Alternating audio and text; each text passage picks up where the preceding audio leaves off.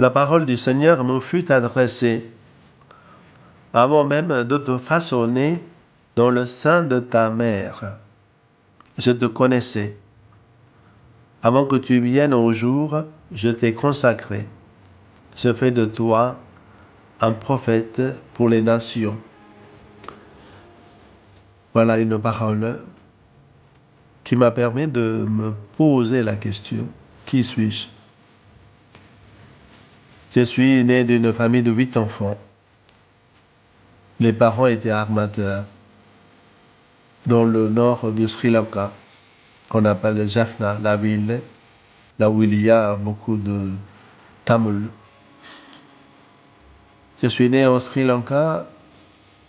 Le pays est composé des Tamouls et des Sri Lankais, la majorité singalais, 25% les Tamouls. Depuis l'indépendance du Sri Lanka, on a beaucoup souffert à cause des problèmes ethniques. Et d'ailleurs, aujourd'hui, si je suis en France, à cause des problèmes politiques, on avait été contraint de quitter les bateaux et les maisons. Donc, dans la ville de Jaffna, j'ai quelques souvenirs de mes parents. Mes parents étaient toujours entourés des gens. Ils étaient entourés parce que je me suis rendu compte qu'à cause de leur générosité et à cause de leur amour, j'ai vu aussi les tendresses. Les gens étaient aussi tendres parce que mes parents aussi étaient tendres. Et pendant ce temps-là, un jour, ça m'arrive de poser la question, et qui a été posée d'ailleurs par ma maîtresse de l'école à l'époque. Et pourquoi toi, tu ne peux pas devenir prêtre, puisque tu portes toujours une attention envers les autres. Et je suis entré au séminaire en 1978. Mais chaque fois que je faisais une étape plus avancée, mais j'avais beaucoup d'hésitation. Est-ce que si j'étais vraiment appelé? Donc j'ai trouvé des moyens de ne pas pouvoir continuer. Mais le Seigneur, il a toujours tendu la main et pour que je puisse avancer. Donc depuis tout petit, je n'ai pas eu la peur de pouvoir faire des choses. Donc cette force vient aussi de ma famille et aussi surtout de mon père, voilà, qui était un homme de caractère, qui était capable de pouvoir faire du bien, construire pour le bien des autres.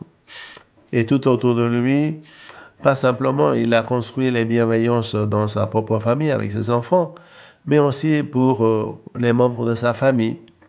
Ma mère aussi, c'est une figure de tendresse, toujours donnée aux autres. Voilà une femme de générosité. Et dans cette générosité, il y a beaucoup de place pour les prêtres, pour l'Église. Et ce qui m'a permis de parler de mes expériences aussi toujours dans un sens positif, pour que les gens puissent vivre positivement, quelles que soient les épreuves, les soucis. Les soucis, on en a toujours.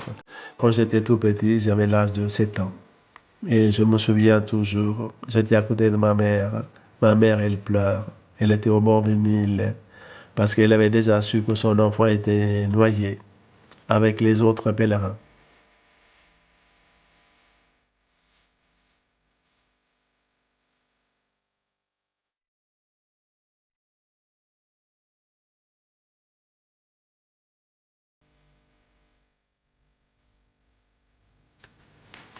Le malheur de mes parents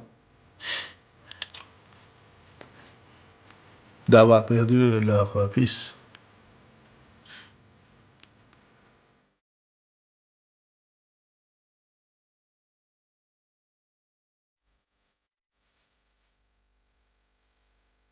Pour que le problème existe, il en faut deux. Mais toi, ne sois jamais un des deux. Mais si tu peux faire du bien aux autres, fais-le. Mais si tu ne peux pas, au moins, voilà, abstiens-toi. C'est les valeurs de la foi. Et ce que j'ai découvert finalement dans l'Évangile, dans la Bible, et toutes les Écritures, saintes Écritures, qui ont été déjà vécues dans les valeurs de la famille. Le sens de l'unité, éviter l'égoïsme, éviter l'individualisme, mais toujours le sens des autres. Parce qu'on n'existe que par l'autre. Comment l'amour est semé dans mon cœur et comment il faut s'aimer aussi avec les autres. C'est ça qu'on laisse un peu comme trace dans notre vie à nous. Pour moi, ma recherche, voir au fond de l'être humain, il y a toujours quelque chose de bien. Il y a une lumière qui se brille. Et si nous sommes habités par la lumière du Seigneur, on est capable de reconnaître la lumière dans l'autre humain. Et donc, j'ai toujours gardé euh, cette devise dans ma vie depuis que j'étais tout petit. Il faut toujours aimer les gens. Il ne faut pas juger les gens, mais il faut accepter les autres tels qu'ils sont. Qu'est-ce qui nous reste dans notre vie? Ce n'est pas le discours qu'on va faire que voilà, les gens vont retenir, pas du tout. Mais tout simplement, eh ben, on a su aimer les gens tels qu'ils sont. Et on a su comprendre la souffrance des autres, surtout. Et aussi compatir avec les gens.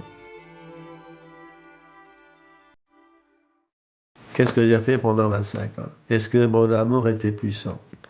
Ou simplement j'ai fait des choses pour l'honneur ou pour le prestige? Ou tout simplement c'est parce que on est habité par l'amour de Dieu qu'on a envie de partager avec les autres. Le pays est toujours en conflit entre les Tamouls et les Sénégalais, même dans l'Église, parce que c'est le problème de racisme. Et même chez les curés, chez les religieuses, pareil. Vous savez, eux aussi, ça sont des êtres humains. Mais bon, j'ai aidé à construire des chapelles, construire voilà, le collège. Et chaque fois que j'ai fait des constructions, c'est juste pour partager l'amour, l'amour pour les gens. Le matériel, c'est rien du tout.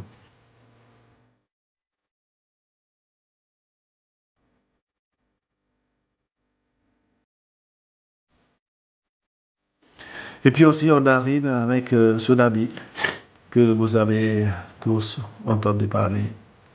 Là aussi, j'ai encore vu vraiment la générosité des Français, des paroissiens.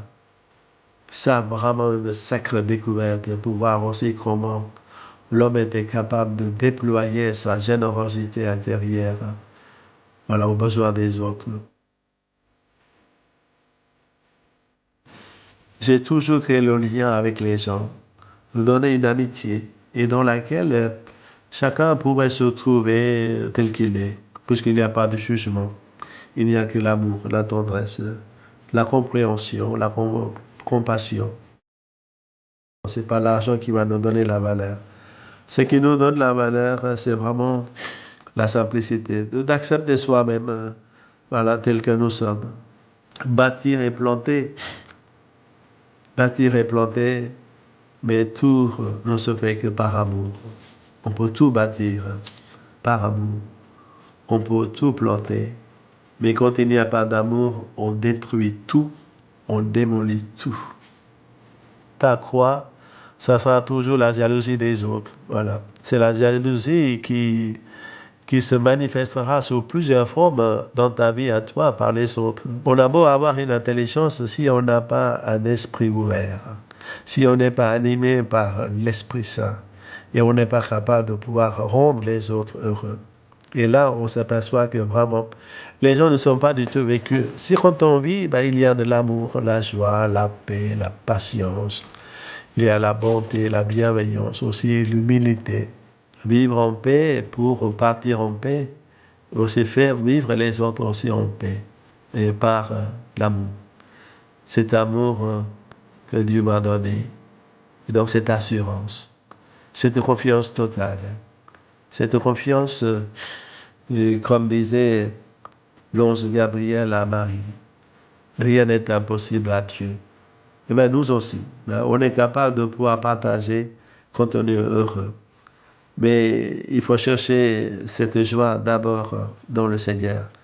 Ce que j'essaye de faire comprendre à mes paroissiens à travers beaucoup d'activités, différentes activités, pour pouvoir aussi vivre dans la joie. Car Dieu veut notre joie, Dieu veut notre bonheur, rien d'autre.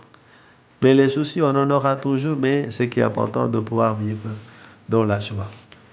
Et donc, vous aussi, n'oubliez pas cette parole de Jérémie et qui vous dira aussi, avant même de te façonner dans le sein de ta mère, Je te connaissais avant que tu viennes un jour.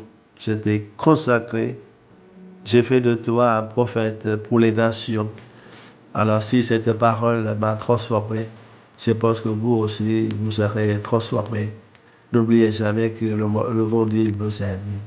Par l'intercession de la Vierge Marie, à travers son Fils, dans l'Esprit Saint. Et soyez heureux. Bon courage.